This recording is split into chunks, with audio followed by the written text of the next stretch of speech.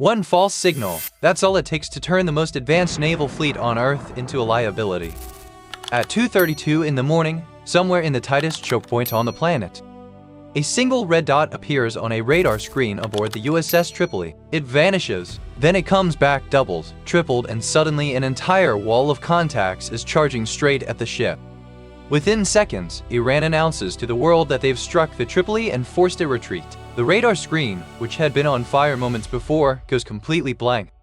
No wreckage, no intercepts, no smoke, just silent. So what exactly did anyone just destroy? The Strait of Hormuz is barely 21 miles wide at its narrowest point, and roughly a third of the world's seaborne oil passes through it every single day. Tonight, the USS Tripoli, a 45,000-ton America-class amphibious assault ship, is pushing through those waters carrying 3,500 Marines and a full complement of F-35B Lightning IIs, the most capable short takeoff fighters ever put to sea. Iran's coastal missile batteries have it locked. That's not speculation, that's geometry. But Tripoli isn't alone. Arleigh Burke-class destroyers equipped with the Aegis combat system run a continuous 24-hour defensive envelope around it. Below the surface, a Virginia-class nuclear attack submarine shadows the formation in silence. Above the waves, MH-60R Seahawk helicopters sweep the perimeter in overlapping arcs, making sure nothing gets close without being seen first. On paper, this is one of the most defended positions in modern naval history. Iran had spent years studying exactly how to make that not matter.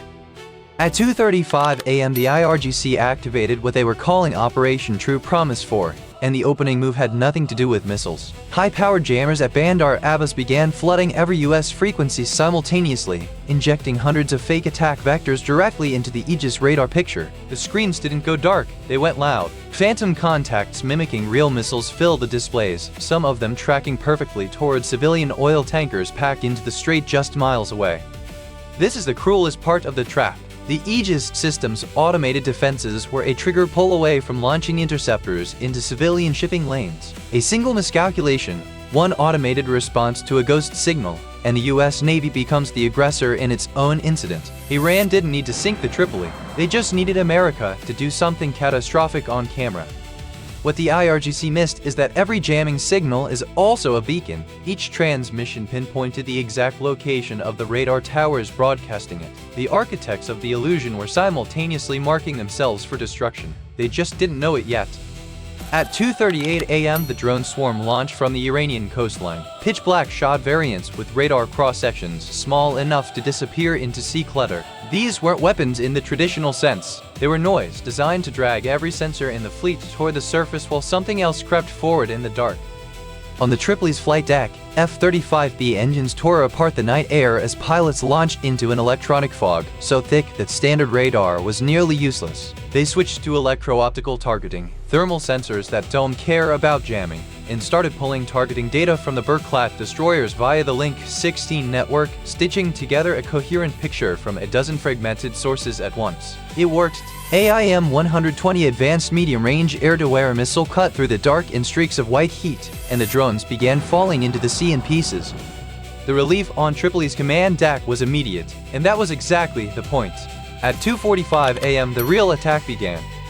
From camouflaged mobile launchers stretched along the Iranian coast, a mass salvo of Nor and Qassar anti-ship missiles went airborne. These are subsonic weapons, Mach 0.88, but they don't need to be fast because they're nearly invisible at low altitude. They hug the wave crests, tucking inside the radar diffraction zone where sea spray and the curvature of the Earth combine to create a natural blind spot for conventional defense systems. Simultaneously, long-range Pave cruise missiles launched from deeper inland began flying complex evasive patterns, approaching from multiple angles to force the Aegis system to track threats from every direction at once. The Arleigh Burke destroyers responded with a salvo of SM-6 interceptors that lit up the sky like a volcanic eruption. Above them, the F-35B pilots were running on adrenaline and dwindling advanced medium-range air-to-air missile, now acting less as fighters and more as airborne targeting nodes, feeding corrected intercept data back to the fleet. Then one pilot locked onto what appeared to be a high-value Pave missile, full confidence, thumb on the trigger, and realized a half-second later it was a decoy drone emitting a spoofed electronic signature. One wasted second, one gap in the defensive net. A single Nor missile slipped through. It was 8 kilometers out and closing at 900 feet per second when the Tripoli's phalanx CIWS opened up, the 20mm Vulcan cannon spinning with a mechanical shriek that the crew could feel in their teeth. The missile detonated 1,000 yards off the hull in a fireball that bathed the entire ship in orange light. Close, too close, but the line had held. For now, nobody on the bridge was looking down. At 2:51 a.m., 200 meters beneath the fleet, Iran's Gadu-class midget submarines had been motionless on the seabed for hours, engines cold, hull blending into the acoustic profile of the ocean floor, invisible to active sonar. In absolute silence, they launched JASC 2 cruise missiles through their torpedo tubes. The weapons rose to the surface in waterproof canisters, breached the waves, and only then ignited their propulsion systems. By the time Aegis registered the contacts, the missiles were already inside the defensive perimeter, screaming toward the Tripoli's stern from point-blank range. The ship that had just survived a saturation attack from the front was now taking fire from behind, with 0 warning time.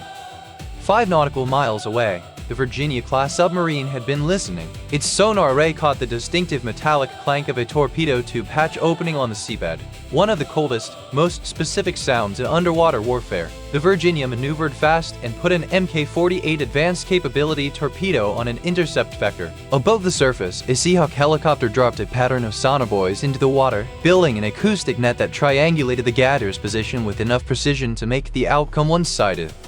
The hunt was no longer quiet, but the minefield was still waiting. At 2:55 a.m., the Tripoli's integrated picture lit up with something new and worse. Smart mines, sensor-triggered, precisely placed, had been laid directly inside the ship's anticipated emergency turning radius. The trap was elegant in its cruelty. JASC 2 missiles bearing down from astern, a minefield directly ahead, and a 45,000-ton ship with nowhere to go. Full reverse thrust. The deck shook. The hull screamed under centrifugal stress as the Tripoli heeled hard to port, carving a desperate arc through water that was laced with explosives. It cleared the first mine by yards. Then at 2:57 a.m. the lights went out. Iran's coastal electronic warfare stations pushed their jammers to maximum output and layered GPS spoofing on top. Tripoli's navigation systems reported the ship's position as miles inland on Iranian soil. The tactical display became garbage data. The close-in weapon system turrets lost automated lock. The fleet was navigating blind through an active minefield during a live missile engagement, with every digital system telling a different lie. At 2:59 a.m. 2 EA-18G Growlers that had been holding at 30,000 feet in silent mode activated. They had spent the last 27 minutes doing nothing but listening, recording Iran's jamming frequencies, mapping the exact electronic fingerprint of every coastal electronic warfare station in the strait. Now they switched to active and directed a concentrated beam of next-generation electromagnetic jamming directly into the Bandar Abbas radar towers. AJOM-88E anti-radiation missiles followed the signal home. In under 30 seconds, Iran's entire coastal command and control network went dark. Communications, silent. Missile guidance, gone. Radar, black screens across the board. The architects of the mirror maze had just had the mirrors shattered. Navigation lock returned. The minefield revealed itself on infrared sensors, and Seahawk helicopters began marking targets for the destroyer's guns. Methodical, gun salvo by gun salvo, detonating each mine in sequence. The F-35B, finally free from jamming, swept the airspace and hunted down the last Iranian electronic warfare drones with a kind of clinical efficiency that only comes when the fog of war finally clears. By 3:15 a.m. the Tripoli hadn't retreated. It was holding position in the center of the strait, F-35B landing vertically on the flight deck while MV-22 Ospreys launched to chase down the remaining IRGC fast attack boats. Below the surface, the Virginia-class submarine slipped silently back into the deep, leaving no trace it had ever been there. What this engagement reveals isn't about which side had more firepower. Iran knew going in that it didn't. The entire operation was designed to answer a different question.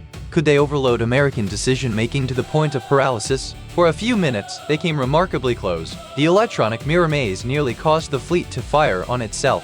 The minefield nearly closed. The submarine strike nearly landed without warning. The US didn't win because its weapons were better. It won because its systems could absorb catastrophic information overload and still function long enough for the humans inside them to adapt. That's not a comfortable kind of victory, because the next time, the other side will have studied exactly how that adaptation happened, and they'll have built something designed specifically to prevent it. The Strait of Hormuz is 21 miles wide, and the margins just got a lot thinner.